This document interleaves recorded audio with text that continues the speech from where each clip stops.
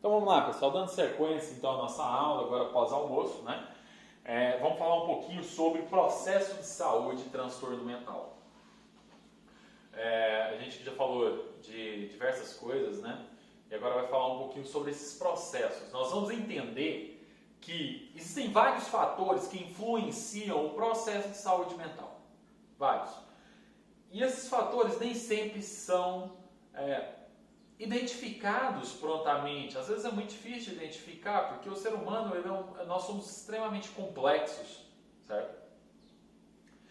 E para compreender um pouquinho, eu gosto desse exemplo, tá? No castelo que é formado já viu aqueles castelos que a gente faz com cartas do baralho? A gente pega uma carta, apoia na outra, faz um triângulozinho assim, coloca por cima, né? E vai fazendo do lado do outro e constrói aqueles castelos. Se a gente for lá na base e puxar uma carta, o que acontece? Uma catástrofe, né? Tudo cai. Nem sempre na nossa vida, às vezes a vida de uma pessoa, ela parece ter desmoronado, né? Forma todo um processo de saúde mental, um processo de transtorno mental, e nem sempre a gente é capaz de identificar qual carta deu início a todo um processo que causou com que tudo na nossa vida desmoronasse. E a gente vai perceber que não é uma causa só, são várias, que apesar de que às vezes existe um fator desencadeante, mas nem sempre elas são facilmente identificáveis, né? A gente percebe muito isso na depressão e tudo mais. Às vezes a gente escuta muito assim, fulano de tal tem depressão, eu não sei por que ele tem depressão, nunca aconteceu nada na vida dele, nada que eu saiba. Ou muitas das vezes realmente não houve um evento único e grande que causou a depressão, mas muitas vezes é uma série de vivências, uma série de coisas que vem lá de trás, às vezes até da primeira infância, e que isso culminou que lá na frente aquele castelo desabasse. Ou às vezes não. Existem também transtornos mentais que possuem bases biológicas. A depressão, por exemplo, ela não é causada somente por atos que acontecem na nossa vida. Existem vários tipos de depressão. Existe depressão que ela é causada sim por um gatilho emocional, que às vezes por uma tragédia, né, uma crise muito grande, às vezes perder um ente querido, né, perder o emprego, perder a casa, passar por uma situação traumática, gera uma depressão. E às vezes não tem um fator desencadeante, não existiu uma crise, mas ela pode ter origem biológica, hormonal, e aí pode ter. Né? Então existem vários fatores que podem desencadear, sim, um transtorno mental. E isso tem que ser percebido que é multicausal, nem sempre tem uma causa só. Né? Então por isso que a gente tem que ter muito cuidado para lidar com esse tipo de situação, ser o mais compreensivo e ter a maior empatia possível. Então vamos lá, classificação de transtornos mentais de comportamento. Tá? Então, de comportamento. Atenção. O fato de termos uma ideia do transtorno do qual o indivíduo sofre não quer dizer que saibamos tudo sobre ele, ou que haja uma conduta padronizada para lidar com ele, mas nos faz ficarmos atentos para alguns pontos importantes em seu tratamento e compreendermos a linguagem profissional. Não é porque, aquilo que eu falei mais cedo, não é porque eu conheço o transtorno mental do qual o indivíduo sofre, eu sei o que é depressão, eu sei o que é esquizofrenia. Isso não quer dizer que eu conheço aquele paciente, que eu conheço aquele aluno, porque ele é um indivíduo e ele tem que ser tratado como tal, né? De acordo com as suas necessidades, de acordo com a sua percepção, de acordo com uma série de fatores que são individualizados. Então é muito importante isso, que compreender e saber quais são os pontos mais importantes de um tratamento. Isso varia de pessoa para pessoa, não varia de doença para doença. Aliás, varia também de doença para doença, mas não é isso que eu procuro, né? Eu procuro sempre ter um tratamento individualizado. Então não é o aluno da sétima série que tem TDAH. Não é. Tá? Eu não vou falar da doença, eu falo do aluno. Sempre o aluno está em primeiro lugar. Eles têm um sofrimento mental, ao qual a gente vai ter uma conduta de acordo com aquele criança. Porque duas crianças com o mesmo diagnóstico na mesma sala vão ter tratamentos diferentes. Não são iguais. Ninguém é igual a ninguém. Nós somos indivíduos, individuais. Certo? Então a gente tem que compreender isso. Por isso que é um processo um processo dinâmico, é um processo que leva tempo. A gente vai errar, né? A gente vai ter dificuldade, e eu sei das dificuldades, acredite. Né? Meus pais, alguns aí me conhecem, mas meus pais são professores, eu sei que é lidar com a sala cheia, né? Às vezes você tem 2, 3, 4 alunos que necessitariam de uma atenção maior, que você não tem como dar, né? Então é difícil, não é fácil não, mas quanto mais capacitado nós somos, menos difícil será, né? Lidar com essas situações. Assim fica claro, gente, que o diagnóstico é algo que ajuda o profissional em sua organização e não o letreiro que o paciente terá que carregar à sua frente onde quer que vá. Então, o diagnóstico ele vai vir para a gente como ajuda, mas ele não é o fator predominante, o fator dominante no acompanhamento do seu aluno. Tá? Ele é apenas uma contribuição, ele é um norte para saber para onde nós vamos seguir, mas quem é que vai definir a estrada é o próprio aluno. Eu sei a direção com o diagnóstico, mas a estrada que eu vou tomar para que o meu caminho seja melhor percorrido, ele é individual. Tá? A gente vai criar essa estrada de acordo com o indivíduo que a gente está acompanhando, né? Que é muito interessante, tá bom? Então vamos lá. Existem alterações de sensopercepção. O que são alterações de sensopercepção? O que é a sensopercepção primeiro, né? É a capacidade de desenvolvermos de forma... sensopercepção é a capacidade de desenvolvermos de formar uma síntese de todas as sensações e percepções que temos a cada momento e com ela formarmos uma ideia do nosso próprio corpo e de tudo que está à nossa volta. Para isso fazemos uso de todos os nossos órgãos de sentido. Perdão pela leitura, peço que vocês façam aí, estou recebendo uma visita aqui. O que acontece? A sensopercepção é justamente lá atrás, olha que a gente falou do cérebro. É a forma como o cérebro ele vai receber os diversos estímulos, táteis, auditivos, do olfato, né? Todos, da visão, todos os estímulos que você recebe. Então isso é a sensopercepção, é a forma como a gente percebe o mundo ao nosso redor a partir dessas percepções sensoriais. Tá? Existe alteração disso? Sim, existe. Né? Por exemplo, alucinações. Pacientes que veem objetos que não existem. Né? De ilusões, né? Percepção de falsa de objeto que existe. É diferente da alucinação de ilusão, tá? Talvez isso não tenha tanta importância na hora da gente trabalhar, saber o nome, mas é interessante a gente saber que tem diferença. Existe paciente que ele vê coisas, o cérebro dele cria imagens, tá? Então isso ele está tendo uma alucinação. Então ele está olhando para cá e ele vê mesmo, o cérebro dele cria aquilo ali. Ele está vendo uma pessoa aqui na frente dele. Existe uma pessoa aqui? Não existe. Agora existe ilusão, que é a percepção falsa do objeto. Né? Eu vou citar o mesmo exemplo, né, de uma pessoa. Tem uma pessoa aqui na minha frente. Né? Aqui, ó, eu não sei se dá para ver na imagem, meu cachorro está aqui. Eu estou vendo um cachorro. A pessoa que tem uma ilusão, ele vê um cachorro, mas ele vê um leão. Meu Deus, é um leão, entendeu? Então ele altera algo que já existe. Não tem tanta importância para vocês lembrarem assim, a diferença nesse momento, mas é interessante você saber que tem diferença. Né? Por quê? Porque os diagnósticos são diferentes também. Né? A partir dessas percepções que a nossa sensopercepção altera. Tá? Então existem pacientes que têm alteração de sensopercepção. Normalmente são pacientes que têm uma dificuldade de viver, de ter interações com outras pessoas um pouco maiores. São pacientes que a gente tem que ter um cuidado muito maior. Nem sempre, por exemplo, quando ele está em crise, nem sempre ele vai ter capacidade de absorver aquilo que está ao seu redor.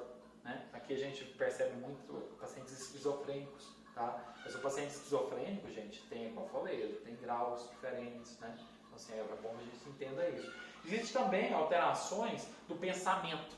Isso é interessante. Pensamento, o que é o pensamento, gente? Pensamento é um processo pelo qual associamos e combinamos os conhecimentos que já adquirimos no mundo e chegamos a uma conclusão com uma nova ideia. Então, inicia-se com a sensação, visão, olfato, paladar, audição e tal, e conclui-se com o raciocínio, que é caracterizado pela associação de ideias. Então, o pensamento, gente, ele é uma associação. Então, se a gente parar para pensar, é uma associação da percepção sensorial com o conhecimento que nós já temos, né? Então, aí que a gente forma uma ideia. Então, o pensamento é a formação de uma ideia. Então, quando a gente forma uma ideia, você pode notar, ela inicia-se com um estímulo visual, um estímulo auditivo, né? Eu li alguma coisa, então estímulo visual, eu vi alguma coisa, ou escutei algo, e dali eu formo uma ideia, né? Aquilo que eu falei mais cedo, vou colocar vocês no meio da rua, olho fechado. E de repente você escuta um barulho de um caminhão e buzina ainda, pim, pim. O que você vai fazer? Na hora vem o estímulo auditivo, você já forma um pensamento. Meu Deus, vou ser atropelado, vou correr, até de olho fechado, você corre por qualquer canto, né, no desespero. Então, é a formação, isso é um pensamento. Então, tem pessoas que têm alteração de pensamento. Então, pode ser classificado de acordo com a direção ou com o conteúdo do pensamento. Exemplo, fuga de ideias, ideias obsessivas e ideias delirantes, né? Então, a gente tem pessoas que ele não consegue fixar uma ideia. Aí ele começa a pensar e de repente o pensamento dele sai, foge daquilo ali, então ele não consegue fixar nenhuma tarefa. Existem algumas pessoas que são assim, outras que têm ideias obsessivas. Aquela ideia é recorrente na cabeça dele. Ele não consegue sair daquilo ali, então ele vive um loop, sabe? Ele começa a concentrar, aí ele já volta para o pensamento que é obsessivo dele. Né? Então, pessoas que têm obsessividade para algumas coisas. E também existem ideias delirantes. Né? Que o paciente vem que ele começa... O planeta vai ser invadido por alienígenas, ele vai sim. Eu vi uma luz, né? E essa luz no céu à noite eram os alienígenas, vai. Então, assim, existem pessoas que têm, e ele pode ser obsessivo ainda, né? Sempre está falando aquela mesma coisa, ou ele delirando através daquelas formações de ideia. Então, ele teve uma percepção sensorial de fato, ele viu uma luz no céu, uma estrela cadente. E para ele, só que na hora de formar o pensamento, ele altera a percepção, né, de forma delirante. Então isso pode acontecer também. Nós temos ainda aqui alterações do pensamento na alteração da consciência, que isso é interessante. O que é consciência? Isso é mais interessante ainda, né? A consciência, gente, é o que faz nós sermos seres psíquicos vinculados à realidade. Então, essa vinculação à realidade que nos faz ser conscientes. Por isso que eu falo em inconsciência quando o paciente está lá desmaiadão, não está percebendo nada ao seu redor. Então, o que é que permite que a gente perceba tudo ao nosso redor? E que perceba a realidade à nossa volta? A consciência. Né? Então, é através dela que nos damos conta de nossas sensações, das percepções, de nosso ser. Né? E sua alteração apresenta várias formas. Né? Então, a gente pode ter despersonalização, delírios. Né? O paciente pode ter delírio, falei mais cedo sobre delírio. Então, a gente pode ter alteração de consciência? Pode ter alteração de consciência. Tá? A alteração não é inconsciência, é diferente. Tá? O paciente inconsciente, ele não percebe a realidade ao seu redor e ele não tem nada, de forma alguma, nenhuma percepção sensorial ao seu redor. Nada, zero. Né? Então, o paciente que tem coma, por exemplo. Né? O paciente que tem coma, ele está inconsciente. Ele não tem consciência do que ocorre ao seu redor. Agora, eu posso ter consciência, mas uma consciência alterada, né? Delirante daquilo que acontece ao meu redor. Então, eu não percebo exatamente a realidade. Né? Eu interpreto de forma errada aquelas sensações e percebo a realidade ao meu redor de forma divergente daquilo que realmente o é. Tá? Temos também alterações da atenção e da orientação. Esse daqui para a sala de aula é meio complicado, né? Não todos são, na verdade, cada um precisa de um tipo de atenção diferente, mas esse daqui é um pouco complicado justamente por aquilo que a gente falou mais cedo, lembra da TDAH, né? Do déficit de atenção e hiperatividade, entra um pouco aqui, né? Nós estamos tendo muito diagnóstico disso recentemente, muitas vezes até de forma errada, né? Infelizmente. O que é isso? A alteração da atenção e da orientação. O que é a atenção? Gente, a atenção é a gente focalizar seletivamente em alguma coisa. A atenção é essa capacidade que a gente tem de focar em algo e selecionar, né? Apenas uma parte da realidade. Então é aquele aluno que se o professor está lá explicando e ele está lá prestando atenção, logo passa o mosquito voando, ele está acompanhando o mosquito. Aí ele acompanhar o mosquito, ele já vê a janela, já vê o que está acontecendo lá fora, ele não fica muito tempo focado em uma coisa, ele não consegue. Isso não confunda, tá? De desinteresse, que é importante, desinteresse com essa alteração de atenção, é diferente.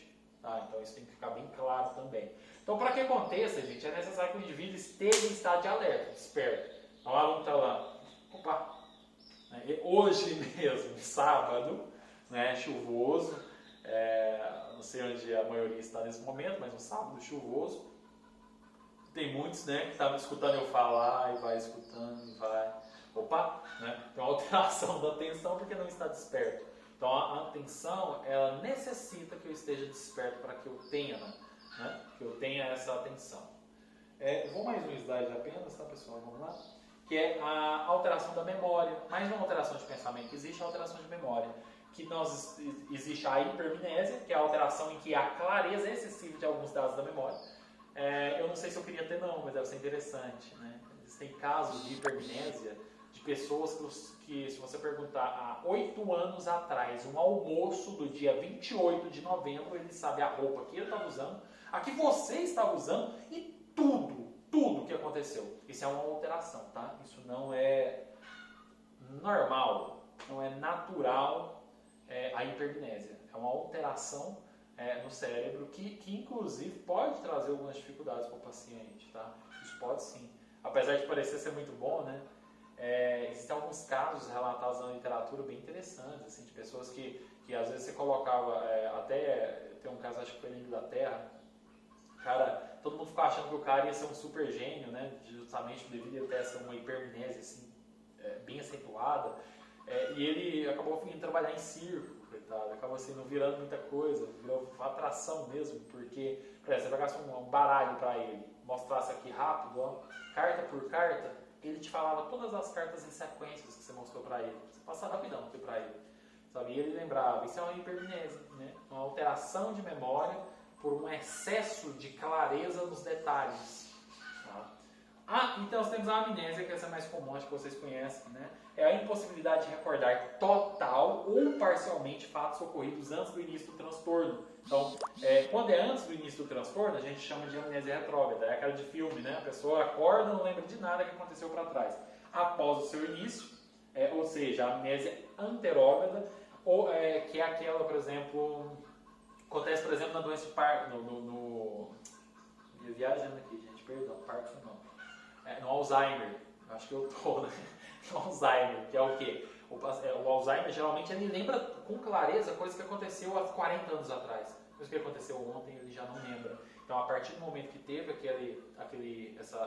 esse sofrimento mental diagnosticado, ele já não lembra daquilo para frente, né? Ele tem um problema de memória dali para frente. E existem também de fatos isolados, que é a amnésia lagunar, que são por lacunas. Tá? Isso aqui pode acontecer, amnésia lagunar, até devido a uma crise muito grande que o paciente passou, tá? Fatos de grande sofrimento, o cérebro pode por si só bloquear. Tem pacientes que foram, por exemplo, abusados sexualmente que não lembram de absolutamente nada do abusador. Nada. E não é porque ele quer, isso é inconsciente, isso pode acontecer. Tá? Só um exemplo. Então, a amnésia pode ainda se dar como uma defesa, tá aqui, até está falando, suprimindo na memória fatos muito carregados afetivamente, que é a amnésia afetiva. Então, assim, o paciente não lembra de nada, mas isso interfere na vida dele. Às vezes ele tem depressão, ele tem uma série de outras coisas que vão aparecer, mas ele não sabe por quê. Ele não sabe qual foi a carta do baralho que foi retirada, tá? Porque geralmente são fatos que têm carregado afetivamente muito grande e que o próprio cérebro vai lá e bloqueia aquela memória. É interessante, isso acontece, tá? Então a gente vai ficar por aqui nesse vídeo, que já está um pouco estendido, aí a gente volta agora com o próximo vídeo. Qualquer dúvida, pessoal, que eu sei que é muita informação, vamos pausando o vídeo, vamos perguntando que vai dar tudo certo. Vamos lá?